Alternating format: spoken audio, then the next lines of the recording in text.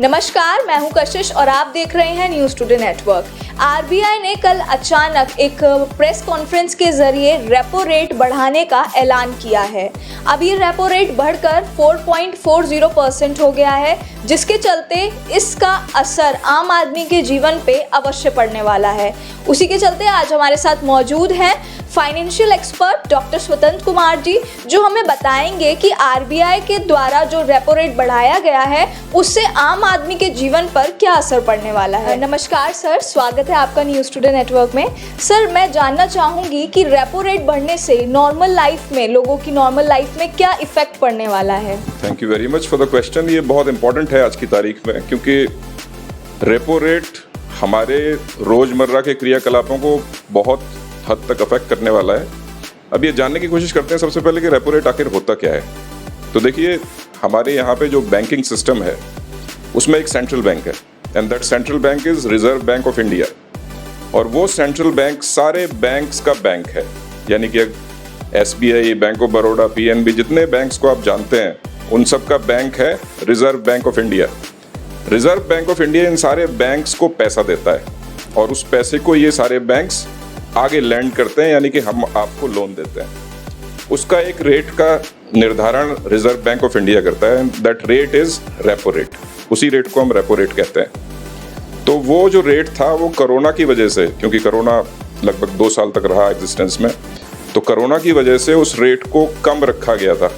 कम इसलिए रखा गया था क्योंकि अर्थव्यवस्था में कहीं ना कहीं लिक्विडिटी की आवश्यकता थी, यानी कि ज़्यादा पैसे की लोगों को आवश्यकता थी। लेकिन जैसे ही कोरोना से रिकवरी शुरू हुई है तो अचानक से हर चीज़ की डिमांड बढ़नी शुरू हो गई है। डिमांड बढ़नी शुरू हुई है और सप्लाई कहीं ना कहीं शॉर्ट हो गई। उसकी एक बहुत बड़ी वजह रशिया और यूक्रेन का युद्ध भी रहा, और साथ ही कुछ और फैक्टर्स हैं जो ऑयल से रिलेटेड हैं। कुछ और दूसरे जो ऑयल सप्लायर्स हैं उनके ऊपर भी प्रतिबंध लगे हुए हैं। तो समवेयर डाउन द लाइन ये सारे फैक्टर्स की वजह से डिमांड सप्लाई का गैप क्रिएट हो गया और उसकी वजह से इकोनॉमी में इन्फ्लेशन आ गया। यानी कि आज की तारीख में 1 रुपया 1 साल पहले की तुलना में कम पैसा कह सकते हैं आप होता है और कम खरीदता है। तो रिजर्व बैंक ऑफ इंडिया ने रेपो रेट को बढ़ा के क्या किया है एग्जैक्टली?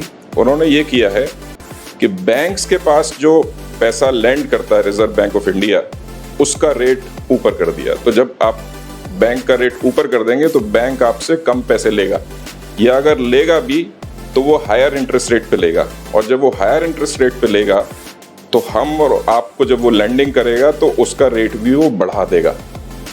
तो ये सीधा सीधा इम्प्लीकेशन हम सभी के ऊपर आने वाला है, क्योंकि हमारे हाउसिंग लोन, हमारे car loan, 2 wheeler loan, personal loan सभी महंगे हो जाएंगे, क्योंकि बैंक्स को पैसा आरबीआई से महंगा मिलेगा। तो ये समझना बहुत आवश्यक है। इसके कुछ नेगेटिव इम्पैक्ट्स भी हो सकते हैं, उन्हें भी समझना जरूरी है। जैसे फॉर एग्जांपल, जितना हमारा इंडस्ट्रियल सेक्टर है वो लिक्विडिटी हमेशा डिमांड करता रहता है, क्योंकि आपको पैसे की ज़रूरत ही होती है। मान लीजिए कोई आप उद्योग धंधे लगाते हैं तो आपको क्रेडिट चाहिए। तो अगर उनके पास क्रेडिट की अवेलेबिलिटी कम होगी तो कहीं ना कहीं इंडस्ट्रियल एक्टिविटी कम हो सकती है, और अगर इंडस्ट्रियल एक्टिविटी कम होगी तो अनएम्प्लॉयमेंट भी बढ़ सकता है। तो एक इनडायरेक्ट इम्पैक्ट ये भी हो सकता है इन टाइम्स टू कम। तो अपार्ट फ्रॉम के हमारे और आपके जो लोन्स हैं, बैंक से जो बोरोइंग्स हैं, वो महंगी हो जाएंगी, इसके अलावा अनएम्प्लॉयमेंट भी बढ़ सकता है। तो these are the major impacts. और इसके साथ ही साथ एक ये रेपो रेट की बात आपने की, एक और रेट चेंज हुआ है, that is cash reserve ratio.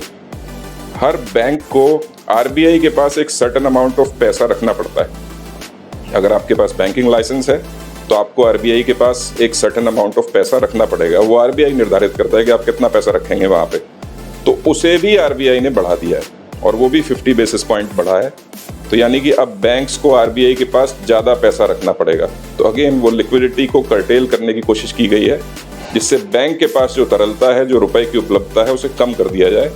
और कहीं ना कहीं ये इन्फ्लेशन को कम करने का प्रयास है एक। अब देखते हैं इससे आने वाले समय में क्या होता है, लेकिन जो फौरी तौर पे हमें लगता है इम्पैक्ट्स होंगे, वो एक तो हमारे लोन्स महंगे हो जाएंगे और दूसरा अनएम्प्लॉयमेंट भी बढ़ सकता है। तो जैसा कि हमने जाना कि आरबीआई के रेपो रेट बढ़ाने से कहीं ना कहीं बहुत ज़्यादा आम आदमी के जीवन में फ़र्क पड़ने वाला है। अगर हम बात करें तो लोगों की कार लोन और जो होम लोन है EMI उनकी बढ़ जाएगी, वहीं इकोनॉमिक डेवलपमेंट में भी फ़र्क नज़र आएगा। और अगर हम बात करें तो कहीं ना कहीं एम्प्लॉयमेंट पर भी इसका गहरा असर पड़ने वाला है। ऐसे ही इंफॉर्मेटिव वीडियोज़ के लिए बने रहिए न्यूज़ टुडे नेटवर्क के साथ।